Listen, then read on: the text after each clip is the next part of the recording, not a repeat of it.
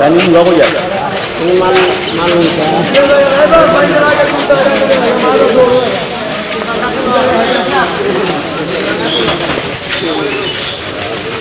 anda jangan video hold up.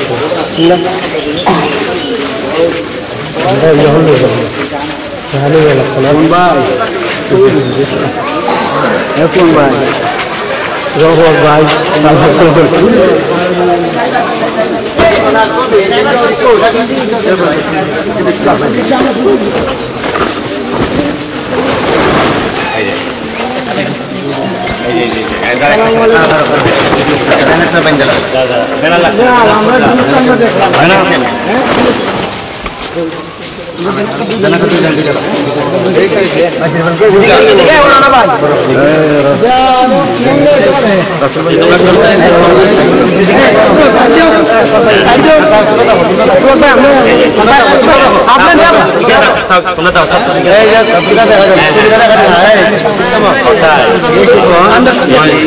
balasan jadi usini আমরা video করে ভিডিওটা তোর একলা তোমরা সাথে লেট ক্যামেরা রাখো একলা ক্যামেরা চলে ভালো আমার এই মোবাইল একটু চলে ভালো হয়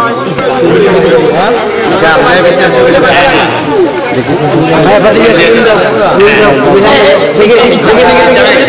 ভাই পিকচার ইচ্ছা চলে ভাই ধরো আরে ভাই মোবাইল দিও তো তা সামনে না করতে হবে এই ইচ্ছা পিচ্ছা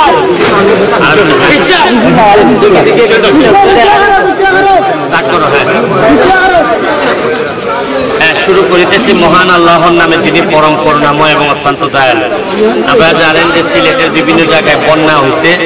আমি আমার এলাকা এই সোনারঘাট মাধবপুরের বিভিন্ন জায়গায় বন্যার ক্ষতি দেখতে যাচ্ছি। তো দেখতে যাচ্ছি সাথে সাথে আমার মনে হয়েছে যে কিছু লোকরে ত্রাণ সহযোগিতা দেওয়া দরকার, খুব বেশি না, তা অল্প মানুষের ত্রাণ সহযোগিতা দেওয়া দরকার।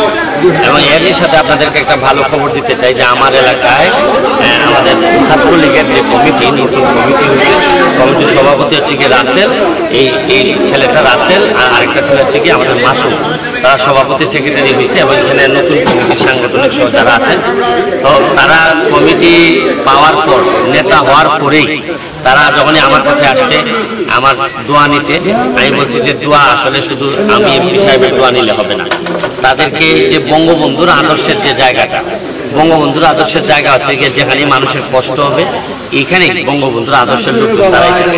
তা আমার অত্যন্ত ভালো লাগতেছে যে নতুন কমিটি সবাই মিলে আজকে নিজেরা ম্যানেজ করে একটা ত্রাণ, এই যে প্রায় 300 প্যাকেটের মতো ত্রাণ এই যে মানুষের জন্য নিয়ে আসছে।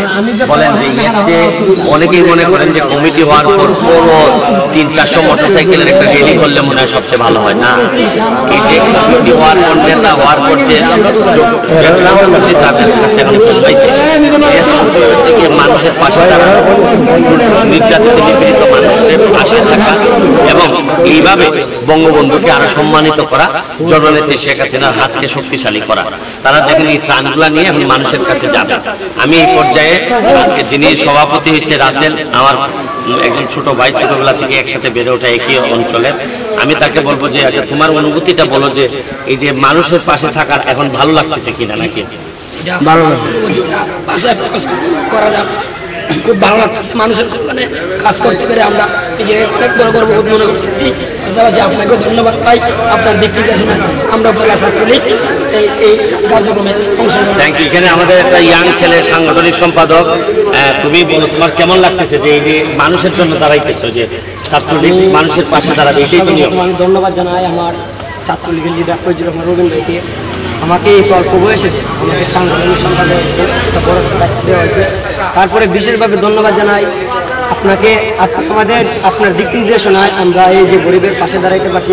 তোমার অনুভূতিটা বলো যে আসলে এই যে মানুষের পাশে দাঁড়ানো, ছাত্রলীগ ভাই গরিব মানুষ বা অসহায় মানুষের পাশে দাঁড়াইতে আমার সবচেয়ে বেশি ভালো লাগে। আমি সবসময় যেন আমি গরিব বা সবার পাশে সবসময় ছাত্রলীগ। Thank you. যাকে তুমি দুই কথা বলবা যে তোমার কেমন লাগতেছে? তুমি আসলে ছাত্রলীগের একজন সাংগঠনিক সম্পাদক হতে আমার অনেক আনন্দিত লাগতেছে। আর আমরা এমন একজন এমপি পাইছি যাকে অনুসরণ করে আমরা মানবতার ফেরিওয়ালা, যাকে অনুসরণ করে আমরা গরিব দুঃখী মানুষের মাঝে ত্রাণ বিতরণ করতে পারতেছি। আমরা অনেক আনন্দিত যে আমাদের থ্যাংক ইউ। আমি আপনাদেরকে একটা কথা বলতে চাই, আমার এলাকার ছাত্রলীগে আমি কিভাবে নিজে ছাত্রলীগ করে আসছি। আমি ছাত্রলীগের অ্যাসিস্ট্যান্ট সেক্রেটারি ছিলাম কেন্দ্রে। আমি আপনাদেরকে দেখাইতে চাই যে আমার এলাকার ছাত্রলীগ কিভাবে প্রতিটা মানুষের হৃদয়ে বসবাস করতে পারে। তারা টায়ার্ড হয়ে যাবে কাজ করতে করতে। আমি এমপি হিসেবে যা বরাদ্দ পাবো তার একটা বড় অংশ ছাত্রলীগরে দিয়ে আমি মাঠে নিয়ে কাজ করাইতে চাই এবং এদেরকে আমার আপনারা যদি জিজ্ঞেস করেন যে আমার পরিবর্তিতে ভবিষ্যৎ কারা, এই এদেরকে দিয়েই আমি ভবিষ্যৎ বলে দেওয়া লাগবে না।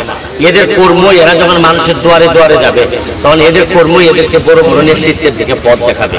আমি অত্যন্ত আনন্দিত ছাত্রলীগের নতুন কমিটিতে যারা আসছে, মাসুম সহ, আর ধন্যবাদ জানাচ্ছি ফজলুর রহমান রবিন, জেলা ছাত্রলীগের সেক্রেটারি এবং সভাপতি তন্ময়, এবং কেন্দ্রীয় ছাত্রলীগের আমাদের সভাপতি সাদ্দাম এবং ইনান সেক্রেটারি, তাদের সবাইকে আমি আমার ব্যক্তিগত পক্ষ থেকে শুভেচ্ছা এবং আমার এলাকার মানুষের পক্ষ থেকে তাদেরকে শুভেচ্ছা জানিয়ে আজকের মতো বিদায় নিচ্ছি।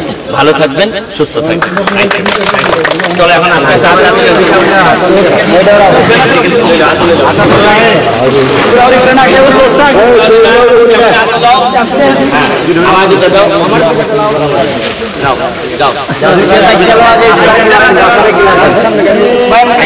কিছু গায়ে তুলে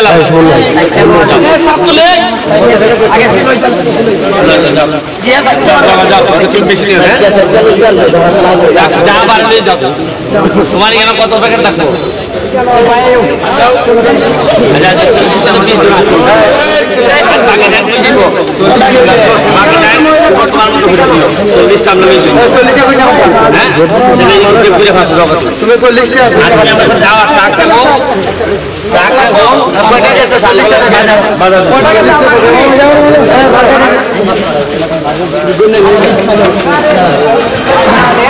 নিয়ে যাও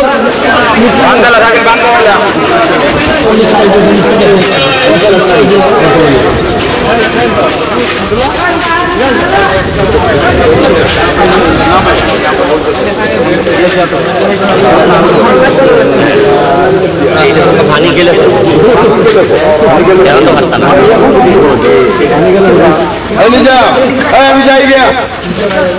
আমার কাছে এই